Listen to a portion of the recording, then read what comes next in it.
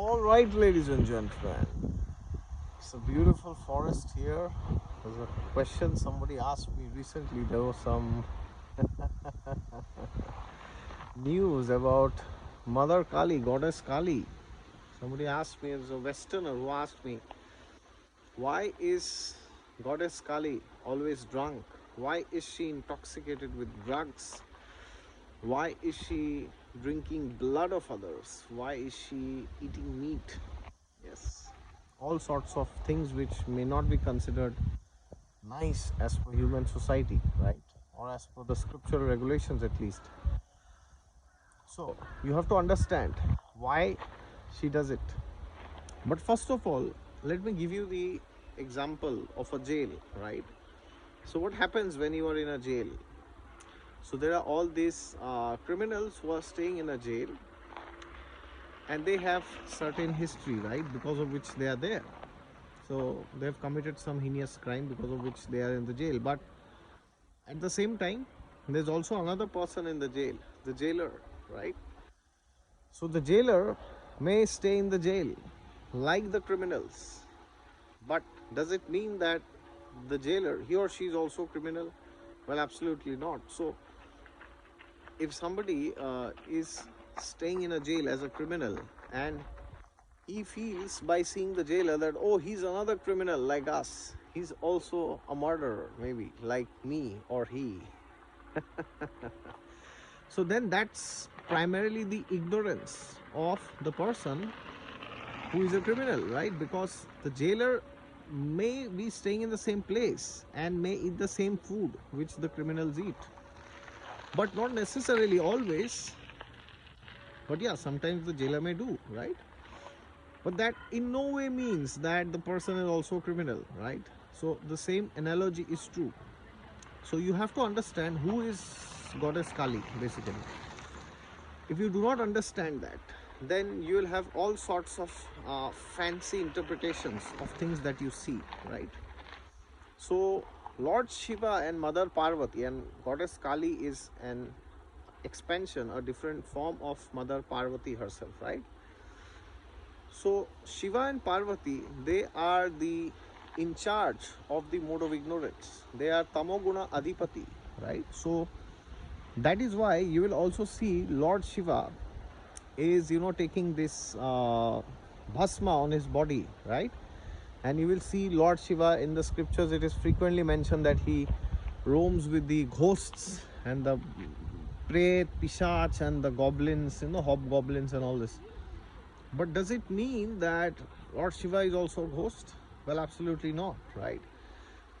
So therefore, Lord Shiva and Parvati, they are in charge of the mode of ignorance, tamoguna. So these activities like taking wine, taking meat, drinking blood, these activities are actually in the mode of ignorance, right? So therefore, whenever a worshipper of Goddess Kali will offer the meat or the wine or blood or whatever it is, she may accept it sometimes, right? But it doesn't mean that she's doing that herself, right? Which means that when you have to first understand why at all somebody is offering this to Kali, right? So for example, in the scriptures it is said that if somebody is addicted to meat and wine, then rather than taking it recklessly without any restriction, for humans especially, the person should first offer it to Goddess Kali and then accept it, right? Because see what happens when the person will offer it to Goddess Kali, there will be some puja, some mantra, some chanting will be there. They will go to the temple, or there will be a priest or somebody. So some element of divinity is there within the temple, right? May not be there in the process literally. It may be filled with blood and like nasty things, but there is some element of Vedic culture and submission to the higher authorities involved in that, right? So somebody offers water to the sun god, right? Arga to Surya. So the person is offering water, and it means the person is accepting the Vedic authority, right? So similarly, rather than a person degrading into acts like animals and doing it recklessly without any restriction, there is some small level of restriction that is given, and it also means, you know, they cannot do it anytime. There are rules, regulations on particular tithis and particular days when you can offer meat, when you can offer wine, and all this, right? So for a person who is addicted to things in the mode of ignorance, if you tell him, oh, you know, you should become spiritual, you know, you should chant the name of God, right, instead of doing all this, then he will say, oh, I can't do all this, you know, I'm addicted to all this, so I better not do anything, right? I better become an atheist and not follow religion. So for these people, there is as in Hindi you say na, sabke liye pravdhan hai. There is a process of progression by which they can at least accept, they can at least offer the same food as bhoga to certain Vedic authorities who will accept it in their behalf, right, in God's name, and then they do it under a particular regulation with limitation, right? And then there is a lot of element of donation and charity involved with it, right? So it's like inserting a medicine, but in a sweet way, right? In a way which you can accept it, but the medicine is there in that. Okay, the person has to do some charity, give some donation to the Brahmin, read about Ma Kali, by that, you know, they will get purified. So something or the other is involved always, right? So it's a part of the progressive process. Okay, so when the person does that, then the person is gradually elevated, and then the person can gradually go into modes of worship, which is, you know, in Rajoguna, and then finally in Sattva-guna, right? And that is how the person can then be elevated spiritually. So that's a gradual process. So rather than alienating everybody who is addicted to mode of ignorance, the Vedic culture gives them an opportunity also to practice some level of superficial religiosity. Okay, so that's the reason why they accept it.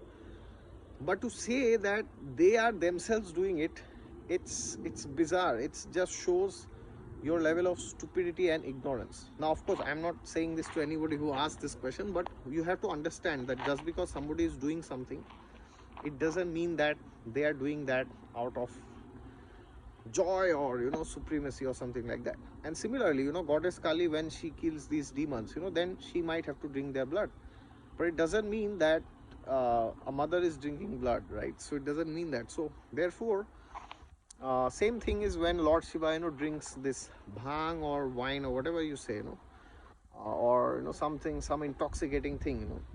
So people, they will eat it, they will do it in the name of Shiva, right? But the thing is, Shiva has also taken poison, right? Halahal vish during Sagar Manthan. So can you take that? Can you take any poison at your house? Of course, don't do it. So therefore, you got to understand that they may do certain things, but it doesn't mean that we have to replicate them, right? Sometimes people say, oh, why does Lord Krishna has 16,108 wives? You know, why not one only? Well, the thing is, Krishna might have so many wives, but he has also taken the Govardhan Parvat on his, you know, the left finger, right? This finger. So can you do it? We can't do it, right? So therefore, we must be aware of the scriptural truths when we, and this only happens when we hear from a bona fide authority, from a bona fide guru, and then we understand why things are the way they are. All right? Thank you very much.